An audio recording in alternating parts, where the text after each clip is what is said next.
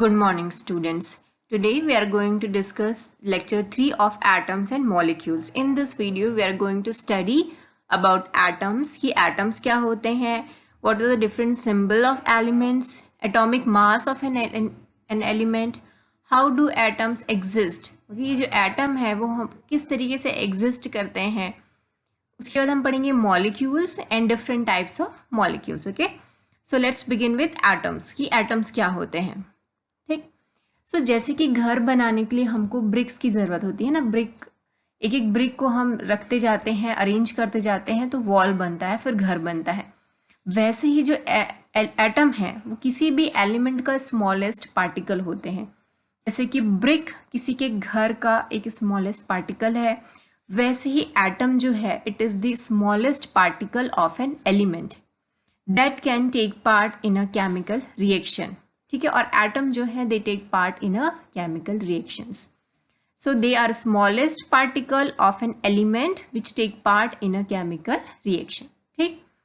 अब ये जो एटम्स होते हैं ना ये बहुत छोटे होते हैं, they are very small in size and smaller than anything we can imagine और कंपेयर विथ. इतने छोटे होते हैं कि आप सोच भी नहीं सकते, आप उनको अपने नेकेड आइज से देख ही नहीं सकते. ठीक है.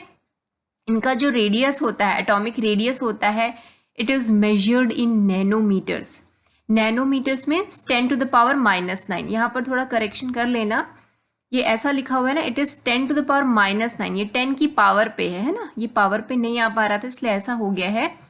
सो 1 नैनोमीटर इज इक्वल्स टू होता है 10 to the power -9 मीटर, और 1 मीटर इज इक्वल्स टू होता है 10 to the power 9. Again this 9 is in power. Okay, this 9 is in power, तो यहाँ पर आएगा 10 to the power 9 नैनोमीटर. ठीक है. सो ये जो एटम्स हैं वो इतनी छोटी साइज के हैं कि आप उनको देख ही नहीं सकते. We need a special kind of microscope to see atoms.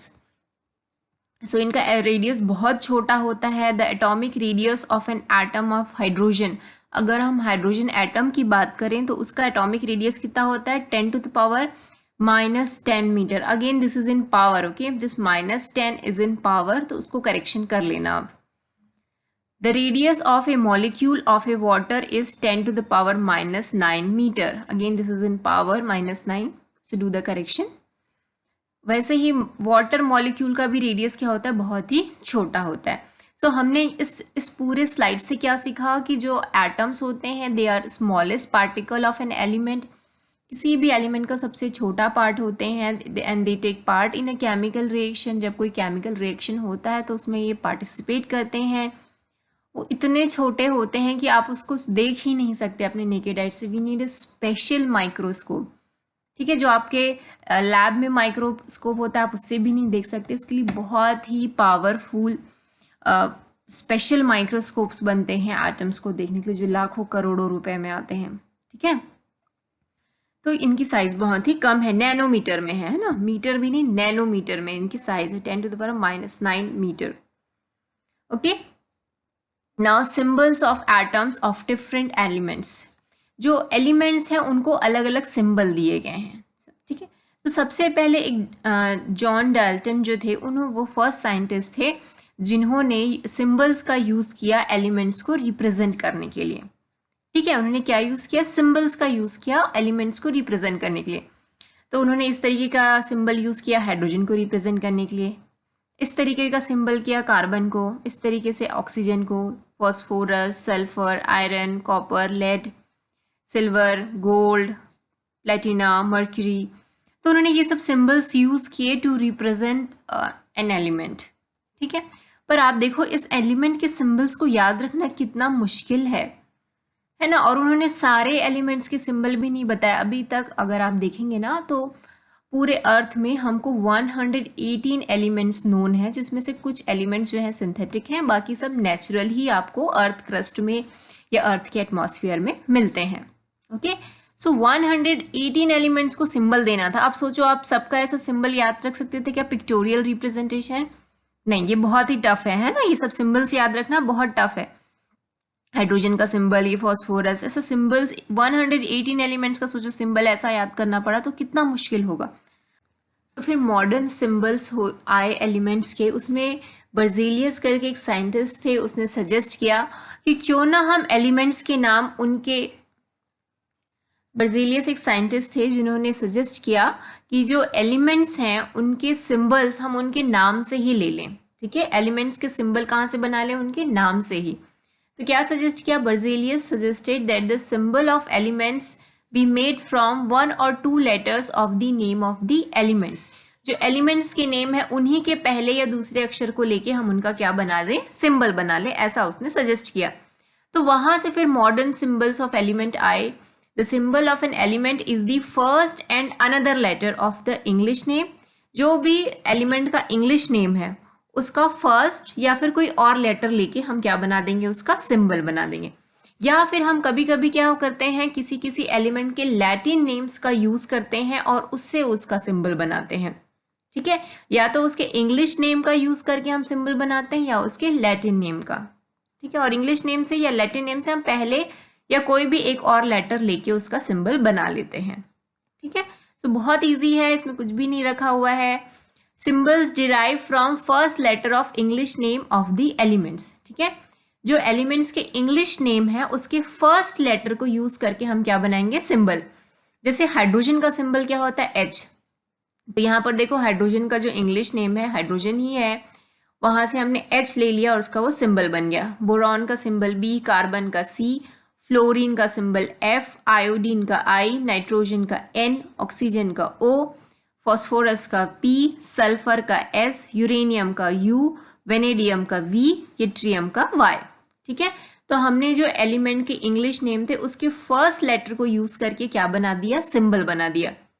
ठीक है, तो ये बहुत इंपॉर्टेंट है, इसको आपको याद करना है जब ओरल एग्जाम होगा, है ना। अभी आपका ओरल एग्जाम होना है, तो जब केमिस्ट्री का ओरल एग्जाम होगा तो मैं यही पूछूंगी कि what is the symbol of uranium, what is the symbol of vanadium, तो आपको याद होना चाहिए। ठीक है, तो अगले ये पूरी जो वीडियो है ना ये बहुत इंपॉर्टेंट है ओरल पॉइंट ऑफ व्यू से, क्योंकि जनरली मैं जो क्वेश्चन पूछूंगी आपको ओरल में मैं इसी वीडियो से पूछने वाली हूँ। ठीक है, symbols derive from first letter of English name of the elements. तो हमने इंग्लिश नेम के एलिमेंट्स के जो इंग्लिश नेम है उससे फर्स्ट लेटर का यूज करके क्या बना लिया? सिंबल्स।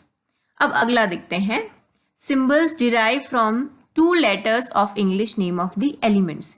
ठीक है, जो एलिमेंट्स के इंग्लिश नेम है उसके 2 लेटर का यूज करके हम क्या बनाएंगे? सिंबल। तो जैसे एक एलिमेंट है नियॉन। ठीक है, नियॉन लाइट आप पढ़ते होंगे, सुने होंगे कई जगह नियॉन। सो ये नियॉन कलर्स भी बोलते हैं ना। सो नियॉन जो है एक एलिमेंट है जिसका सिंबल क्या रखा गया है? Ne, है ना। इसके पहले 2 लेटर का यूज करके हमने सिंबल बना दिया है। मैग्नीशियम, मैग्नीशियम में हमने उसका पहला लेटर तो यूज किया है, साथ में हमने 3rd लेटर यूज कर लिया है, तो उसका सिंबल हो गया Mg। एल्यूमिनियम का symbol Al, silicon Si, chlorine Cl, argon Ar, calcium Ca, manganese Mn। अब देखो मैग्नीशियम और मैंगनीज अलग अलग हैं, कंफ्यूज नहीं होना है। Magnesium Mg, manganese Mn। ठीक है, निकल Ni, zinc Zn, bromine Br, krypton Kr, barium Ba, cobalt Co। तो ये कुछ एलिमेंट्स हैं और उनके सिंबल्स हैं। यहाँ पर जितने भी एलिमेंट्स हैं उनके जो सिंबल्स कैसे डिराइव हुए हैं? 2 लेटर से। उनके जो नाम है उनके कोई भी 2 लेटर को हमने यूज करके क्या बना दिया? सिंबल।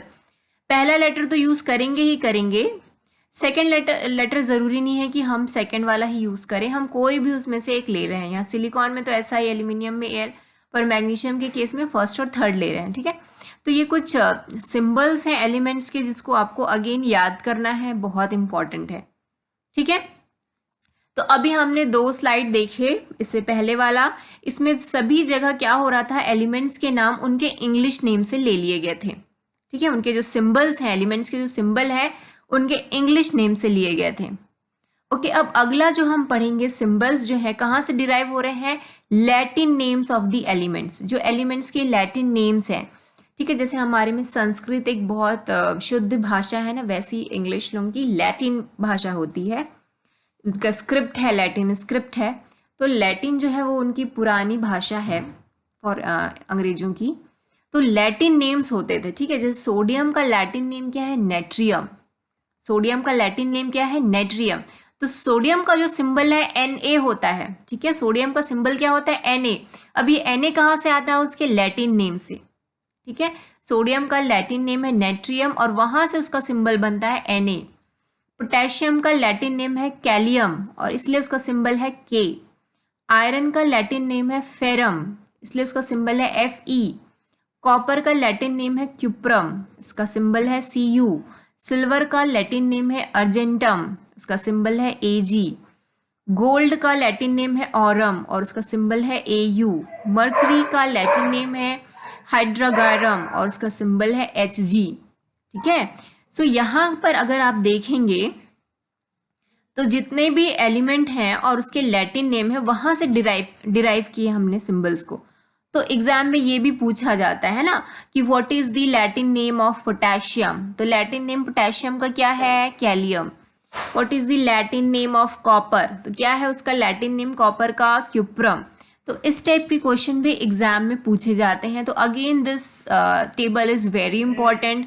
मैं आपको ओरल एग्जाम में ये भी पूछूंगी कि कॉपर का लैटिन नेम क्या है, सिल्वर का लैटिन नेम क्या है, ठीक है, ये सब बहुत इंपॉर्टेंट है। अच्छा, गोल्ड का सिंबल G नहीं होता है, गोल्ड का सिंबल क्या होता है, Au। क्यों, क्योंकि गोल्ड का सिंबल कहाँ से लिया गया है, उसके लैटिन नेम से। गोल्ड का लैटिन नेम होता है ऑरम, इसलिए उसका सिंबल है Au, ठीक है। So again this is very important, इसको आप अच्छे से याद कर लेना। अगला देखते हैं हम लोग, लेड, है ना, लेड आपने कई बार सुना होगा। Lead is very poisonous for us, human body के लिए लेड जो है अच्छी बात नहीं है। इसको अगर हम किसी तरीके से ले लेते हैं so it is not good for our health, okay. So lead का लैटिन नेम है प्लम्बम और इसका सिंबल है Pb, ठीक है। तो लेड का सिंबल L मत बोल देना, लेड का सिंबल क्या होता है, Pb। टिन, सॉरी यहाँ पर थोड़ा सा मिस्टेक हो गया है, टिन का नाम होता है लैटिन नेम स्टेनम और उसका सिंबल होता है Sn।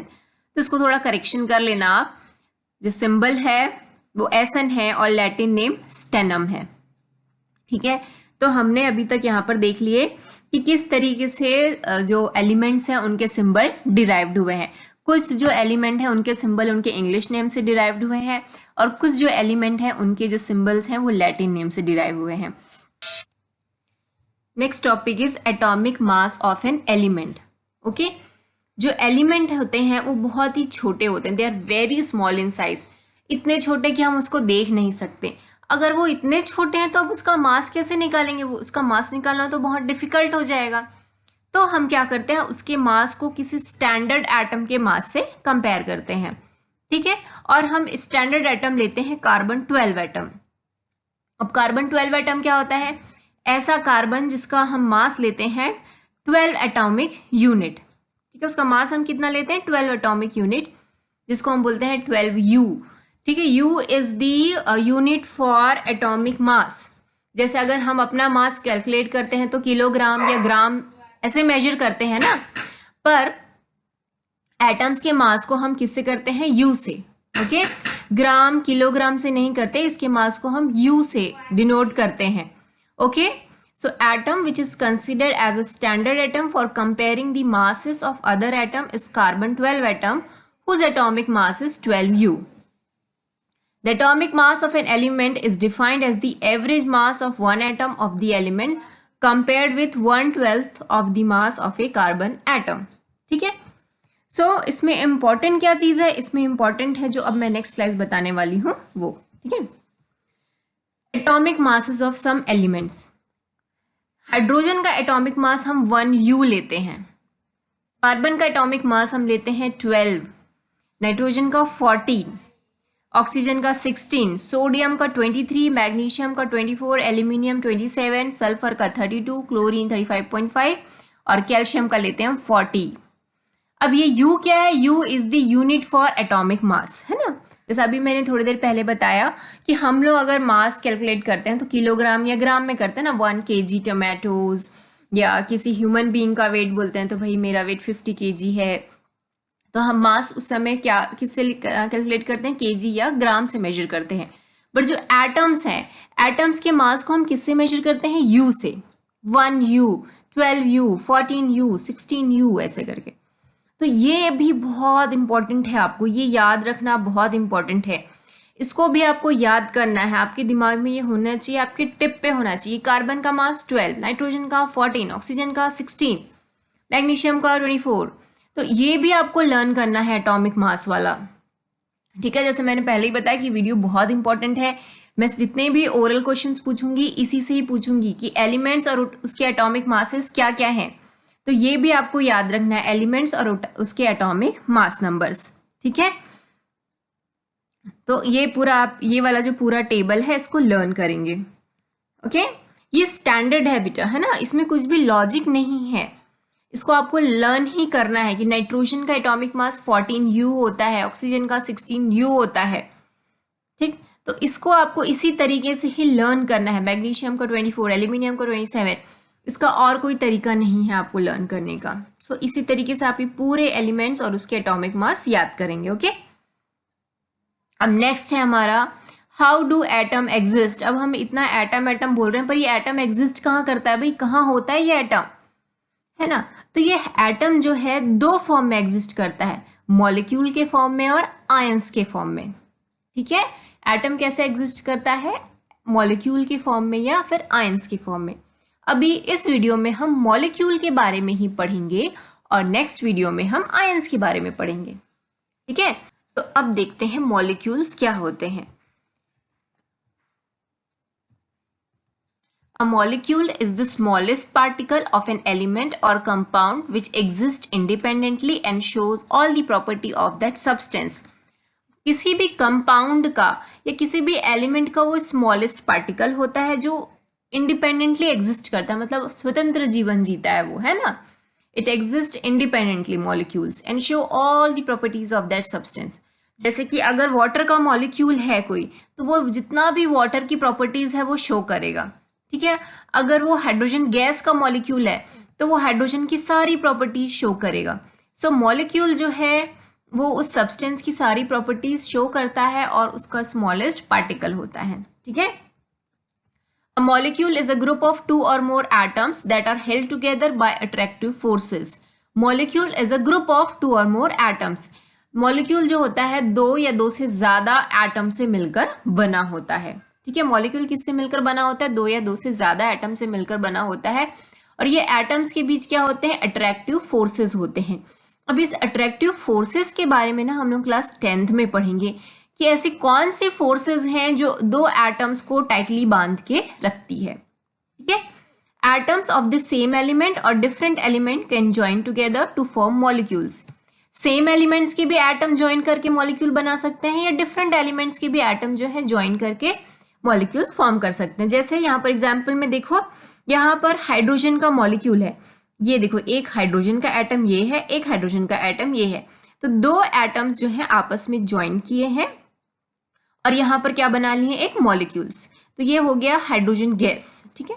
ये ऑक्सीजन का मॉलिक्यूल है, ठीक है। तो मॉलिक्यूल जब भी हम बोलेंगे उसमें दो या दो से ज्यादा एटम रहेंगे। देखो यहाँ दो एटम है, यहाँ भी ऑक्सीजन के दो एटम, यहाँ नाइट्रोजन के दो एटम, यहाँ क्लोरीन के दो एटम, ठीक है। तो ये दो दो एटम है, ये नाइट्रोजन के दो एटम आपस में कंबाइन होके क्या बना रहे हैं, नाइट्रोजन गैस बना रहे हैं। क्लोरीन के दो एटम यहाँ पर कंबाइन होके क्लोरीन गैस बना रहे हैं। तो ये वाले जो एग्जाम्पल में देखोगे क्या हो रहा है, atoms of same element combine कर रहे हैं, ठीक है। सेम एलिमेंट आपस में कंबाइन होके एटम्स बना रहे हैं। पर यहाँ नीचे वाले में देखेंगे तो डिफरेंट डिफरेंट एटम्स जो हैं आपस में कंबाइन होके मॉलिक्यूल बना रहे हैं। जैसे यहाँ पर नाइट्रोजन और ऑक्सीजन आपस में कंबाइन होके क्या बना रहे हैं, नाइट्रोजन ऑक्साइड। यहाँ पर देखो वाटर कैसे बन रहा है, हाइड्रोजन के दो एटम्स और ऑक्सीजन का एक एटम आपस में कंबाइन होके क्या बना रहे हैं, वाटर मॉलिक्यूल बना रहे हैं। नाइट्रोजन का एक एटम और ऑक्सीजन की दो एटम आपस में कंबाइन होके नाइट्रोजन डाइऑक्साइड का एक मॉलिक्यूल बना रहे हैं। कार्बन का एक एटम और ऑक्सीजन के दो एटम आपस में कंबाइन होकर CO2 का मॉलिक्यूल बना रहे हैं। सो मॉलिक्यूल क्या होते हैं, दो या दो से ज्यादा एटम्स जो हैं आपस में कंबाइन होकर मॉलिक्यूल्स बनाते हैं। इतना क्लियर हुआ, मॉलिक्यूल्स क्या है, दो या दो से ज्यादा एटम आपस में कंबाइन होकर मॉलिक्यूल बना रहे हैं, ठीक है। तो ये एक हाइड्रोजन गैस का मॉलिक्यूल है, ये एक वाटर का मॉलिक्यूल है। एक गिलास पानी में ऐसे करोड़ों अरबों वाटर के मॉलिक्यूल होते हैं, ठीक है। इतने मॉलिक्यूल्स होते हैं जो आप काउंट भी नहीं कर सकते एक गिलास पानी में। तो ऐसे ही बहुत सारे वाटर मॉलिक्यूल्स जो हैं एक गिलास पानी में प्रेजेंट होते हैं। आपके एटमॉस्फेयर में ये एक ऑक्सीजन का मॉलिक्यूल है, ऐसे लाखों करोड़ों अरबों ऑक्सीजन के मॉलिक्यूल्स, इतने ऑक्सीजन के मॉलिक्यूल जो आप काउंट भी नहीं कर सकते, उतने मॉलिक्यूल हमारे एटमॉस्फेयर में है। तो ऐसे बहुत सारे O2 के मॉलिक्यूल्स हमारे एटमॉस्फेयर में, वैसे ऐसे बहुत सारे N2 के मॉलिक्यूल्स हमारे एटमॉस्फेयर में है। ठीक है, तो ये हाइड्रोजन गैस है, O2 मतलब ऑक्सीजन गैस हो गया, N2 मतलब नाइट्रोजन गैस हो गया। पर अगर मैं सिर्फ N बोलती हूँ तो N मतलब होता है नाइट्रोजन एटम। ठीक है, अगर एक है तो नाइट्रोजन एटम, पर दो मिल गए तो क्या बन गए? मॉलिक्यूल। एक है तो क्लोरीन एटम, बट दो मिल गए तो क्या बन गए? Chlorine molecule. ठीक है, एक नाइट्रोजन का एटम और एक ऑक्सीजन का एटम जब दोनों आपस में कंबाइन होंगे तो क्या बन जाएगा? Molecule. So this is the difference between atom and molecule. Atom का इंडिपेंडेंट एग्जिस्टेंस नहीं होता है, बट मॉलिक्यूल का होता है। ठीक है, सो ये हो गया मॉलिक्यूल्स के बारे में। अब मॉलिक्यूल दो टाइप के होते हैं। पहला होते हैं मॉलिक्यूल्स ऑफ एलिमेंट्स। अब ये क्या होते हैं भाई molecules of element? Molecule of an element contains atoms of the same element. अगर किसी मॉलिक्यूल में सेम एलिमेंट के ही एटम्स हैं तो उनको बोलते हैं molecules of elements. Molecule of some elements contain only one atom and molecules of some element contain two or more atoms. जैसे हाइड्रोजन गैस में देखो सिर्फ हाइड्रोजन के ही एटम प्रेजेंट हैं। नाइट्रोजन गैस में सिर्फ नाइट्रोजन के ही एटम्स प्रेजेंट हैं। ऑक्सीजन गैस में सिर्फ ऑक्सीजन के ही एटम प्रेजेंट हैं। क्लोरीन गैस में सिर्फ क्लोरीन के ही एटम्स प्रेजेंट हैं। ठीक है, सो अगर मॉलिक्यूल्स ऑफ एलिमेंट हैं तो उसमें एक ही एलिमेंट के एटम्स होंगे। ठीक है, जैसे hydrogen gas, nitrogen gas, oxygen gas और क्लोरीन गैस। पर जो मॉलिक्यूल्स ऑफ कंपाउंड होते हैं ना, उसमें दो अलग अलग टाइप के एलिमेंट्स होते हैं, दो या दो से ज़्यादा अलग अलग टाइप्स के एटम होते हैं। जैसे water is a molecule of compound. इसमें कौन कौन से एलिमेंट हैं? हाइड्रोजन और ऑक्सीजन के। इसमें दो हाइड्रोजन का एटम है, एक ऑक्सीजन का एटम है। Ammonia is NH3। इसमें कौन कौन से एलिमेंट्स प्रेजेंट हैं? नाइट्रोजन और हाइड्रोजन। इसमें नाइट्रोजन का एक एटम है और हाइड्रोजन के 3। कार्बन डाइऑक्साइड, इसमें कार्बन और ऑक्सीजन मिले हुए हैं ना, CO2 में देख रहे हैं, इस C है कार्बन और O है ऑक्सीजन। सो कार्बन का एक, ऑक्सीजन का 2 एटम। हाइड्रोक्लोरिक एसिड जिसको हम बोलते हैं HCl, इसमें एक हाइड्रोजन है और Cl मतलब क्लोरीन है। नाइट्रिक एसिड, इसमें क्या है? हाइड्रोजन, नाइट्रोजन और ऑक्सीजन। सल्फ्यूरिक एसिड, इसमें क्या क्या मिला हुआ है? कौन कौन से एटम्स हैं इसमें? हाइड्रोजन के 2, सल्फर का 1 और ऑक्सीजन के 4 एटम्स हैं। So they are molecules of compound जिसमें contains atom of 2 or more different types of element. अलग अलग एलिमेंट्स के क्या होते हैं? इसमें एटम्स होते हैं। तो दिख रहा है आपको वाटर में कौन कौन से एलिमेंट्स के एटम्स हैं? हाइड्रोजन और ऑक्सीजन के। अमोनिया में कौन कौन से एलिमेंट्स के एटम हैं? नाइट्रोजन और हाइड्रोजन के। कार्बन डाइऑक्साइड में कौन कौन से एलिमेंट्स के एटम हैं? कार्बन और ऑक्सीजन के। तो अब आपको डिफरेंस समझ में आ रहा है। मॉलिक्यूल्स ऑफ एलिमेंट्स क्या होता है? मॉलिक्यूल्स ऑफ एलिमेंट में सेम ही एटम होते हैं, सेम ही एलिमेंट के एटम होते हैं। जैसे यहाँ पर 2 एटम हाइड्रोजन के हैं, यहाँ पर 2 एटम नाइट्रोजन के हैं, 2 एटम ऑक्सीजन के हैं, 2 एटम क्लोरीन के हैं। सो मॉलिक्यूल्स ऑफ एलिमेंट में एक ही एलिमेंट के एटम होंगे, जबकि मॉलिक्यूल ऑफ कंपाउंड में अलग अलग एलिमेंट्स के एटम होंगे। So these are the example. Exam में कैसा आता है? आएगा आपको एग्जाम में कि अमोनिया में कौन कौन से एलिमेंट्स के एटम प्रेजेंट हैं, कार्बन डाइऑक्साइड में कौन कौन से एलिमेंट्स के एटम प्रेजेंट हैं, बताइए। तो आपको बताना पड़ेगा। ठीक है, क्लियर हुआ इतना? अब नेक्स्ट टॉपिक जो आखिरी है, एटॉमिसिटी ऑफ एन एलिमेंट। ये क्या होता है? Number of atom present in one molecule of the element. किसी भी मॉलिक्यूल में कितने एटम्स प्रेजेंट हैं उसको हम बोलते हैं एटॉमिसिटी। तो कुछ कुछ जो एलिमेंट्स हैं दे आर मोनोएटॉमिक, कुछ कुछ एलिमेंट होते हैं डायएटॉमिक, कुछ कुछ होते हैं पॉलीएटॉमिक और कुछ कुछ होते हैं मोनोएटॉमिक। सो मोनोएटॉमिक जितने भी नोबल गैसेस हैं लाइक आर्गन, हीलियम, नियॉन, ये सब क्या होते हैं? मोनोएटॉमिक होते हैं। फिर उसके बाद जो गैसेस हैं लाइक ऑक्सीजन गैस क्या होता है? Diatomic O2, hydrogen diatomic H2, nitrogen diatomic N2। तो डाई मतलब 2 होता है, डाई का मतलब क्या होता है? 2 और मोनो का मतलब 1। तो आर्गन में एक ही एटम है, हीलियम में एक। पर ऑक्सीजन गैस अगर मैं बोलूँ तो ऑक्सीजन गैस में 2 एटम होते हैं ऑक्सीजन के। हाइड्रोजन गैस में 2 एटम होते हैं हाइड्रोजन के, इसलिए वो डायएटॉमिक है। नाइट्रोजन में जो नाइट्रोजन गैस है उसमें भी 2 एटम होते हैं, इसलिए डायटोमिक है।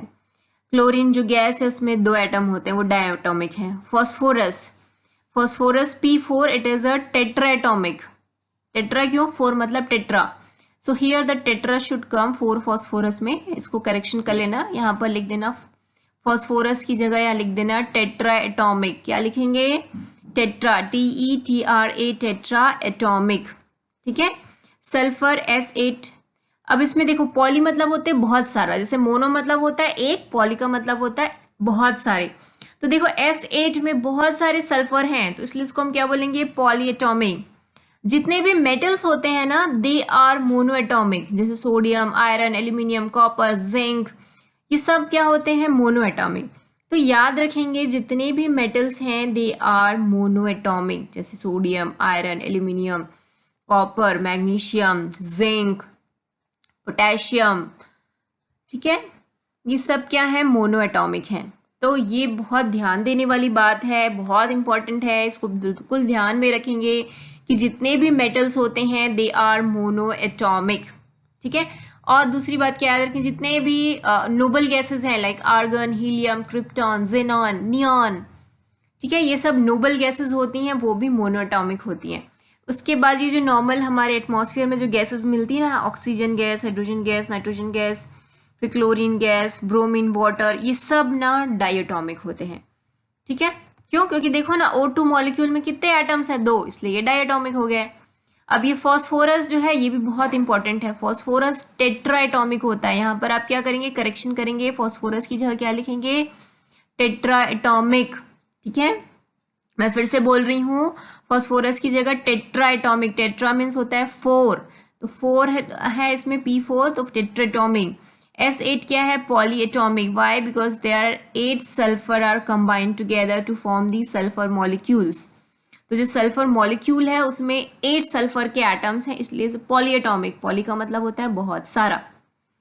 तो ये भी याद रखना है कि किसकी एटॉमिसिटी क्या होती है, एग्जाम में मैं ये भी पूछूंगी, है ना। ये आपकी बुक में ही है, ये वाला जो टेबल है, अगर आप अपनी बुक पढ़ेंगे तो ये एटॉमिसिटी वाला टेबल आपकी बुक में भी गिवन है। ठीक है, मैं कहीं अलग से नहीं पढ़ा रही हूँ, आपकी बुक में ही गिवन है।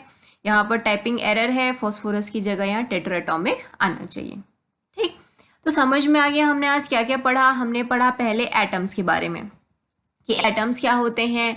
एटम्स जो होते हैं they are the smallest particles of an element, है ना, that can take part in chemical reaction, और उनकी साइज बहुत कम होती है जो आप नेकेड आइज से नहीं देख सकते। फिर हमने देखा सिंबल्स ऑफ डिफरेंट एलिमेंट्स। ठीक है, कुछ एलिमेंट्स के नाम उनके इंग्लिश नेम से डिराइव्ड हुए थे और कुछ सिंबल्स के नाम उनके लैटिन नेम से डिराइव हुए थे। उसके बाद हमने पढ़ा एटॉमिक मास, है ना, डिफरेंट एलिमेंट के एटॉमिक मास कैसे होते हैं। हाइड्रोजन का एटॉमिक मास 1U, कार्बन का 12U, नाइट्रोजन का 14U, ऑक्सीजन का 16U, सोडियम का 23U, मैग्नीशियम का 24U, एल्यूमिनियम का 27U, सल्फर का 32U। अब इसको याद रखना क्यों इंपॉर्टेंट है, क्योंकि अगली क्लास में हम ना इससे रिलेटेड न्यूमेरिकल करने वाले हैं कुछ कुछ।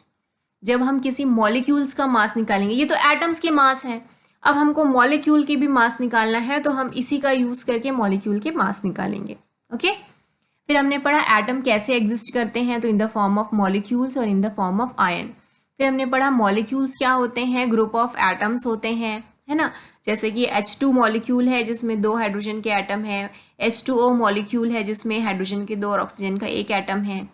तो इस तरीके से ये मॉलिक्यूल्स है ना, ये हाइड्रोजन का मॉलिक्यूल, ऑक्सीजन का, नाइट्रोजन का, क्लोरीन का, CO2 का, NO2 का, H2O का, और ये NO का मॉलिक्यूल है। So these are molecules. इसमें देखो हर मॉलिक्यूल में 2 या 2 से ज़्यादा एटम मिलेंगे, यहाँ 2 एटम्स हैं, यहाँ 2 से ज़्यादा एटम है। ठीक है, फिर हमने पढ़ा molecule of element. Molecule of element में जो मॉलिक्यूल है उसमें सेम ही एलिमेंट के एटम्स होते हैं, तो H2 में सेम ही एलिमेंट के एटम है, N2 में भी सेम ही एलिमेंट के एटम है, जबकि मॉलिक्यूल्स ऑफ कंपाउंड में डिफरेंट एलिमेंट्स के एटम होते हैं। जैसे अमोनिया में 2 डिफरेंट एलिमेंट्स के एटम है, ठीक है, उसको हम बोलते हैं मॉलिक्यूल्स ऑफ कंपाउंड्स। फिर हमने पढ़ा एटॉमिसिटी, मतलब नंबर ऑफ एटम्स, कितने एटम्स प्रेजेंट है। इसमें कितने एटम प्रेजेंट है, हाइड्रोजन में 2 एटम, तो ये क्या हो गया, डायटोमिक। आर्गन में कितने एटम प्रेजेंट है, 1, तो ये क्या हो गया, मोनोएटॉमिक। सोडियम में कितने एटम प्रेजेंट है, 1, तो ये हो गया मोनोएटॉमिक। फॉस्फोरस में कितने एटम प्रेजेंट है, 4, तो ये हो गया टेट्राएटॉमिक। अब S8 जो है बहुत ज़्यादा उसमें एटम्स हैं, तो उसको हम बोलेंगे पॉली एटॉमिक। पॉली का मतलब होता है बहुत सारा। ठीक, आई थिंक आपको क्लियर हो गया होगा एटॉमिसिटी और मॉलिक्यूल्स के बारे में। ठीक है, सो अगली क्लास में हम डिस्कस करेंगे आयंस के बारे में और मॉलिक्यूलर मास के बारे में। ठीक है, इस वीडियो में कोई डाउट हो just let me know. Thank you.